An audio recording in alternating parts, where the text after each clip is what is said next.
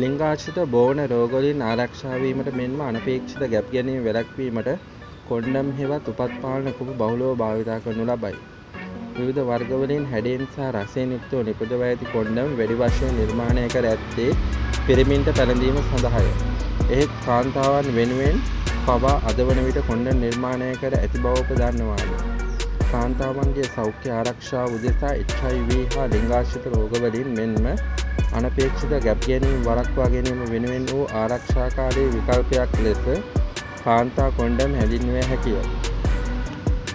ලෝපුරා ප්‍රචලිත වෙමින් පවතින කාන්තා condom, internal condom, female condom මේ වන විට ශ්‍රී ලංකාව තුළ ප්‍රචලිත කිරීම කෙරෙහි සෞඛ්‍ය අංශවල අවධානය යොමු ඇති අතර දැනටමත් ඒ සඳහා වැඩසටහන් ක්‍රියාත්මකව පවතී.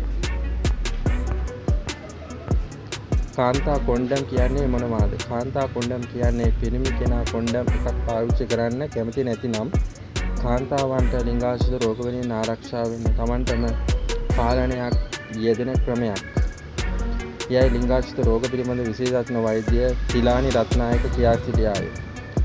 මේකත් පිරිමි කොන්ඩම් වගේමයි හරියට පාවිච්චි කළොත් HIV සහ අනිකුත් ලිංගාශ්‍රිත රෝග වළක්වා ගන්න පුළුවන් වෙනවා.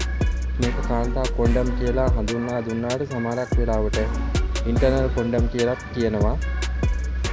කාන්තා කොන්ඩම් යෝනි මාර්ගය තුළට ඇතුළු කර භාවිතා කළ හැකි පහසු ක්‍රමයක් බව පැවසූ විශේෂඥ වෛද්‍යවරිය යෝනි මාර්ගයේ ඇතුළට තමයි දාන්නේ. පිරිමි කොන්ඩම් එකක් වගේම ඵලදායීයි කියා සිටියාය.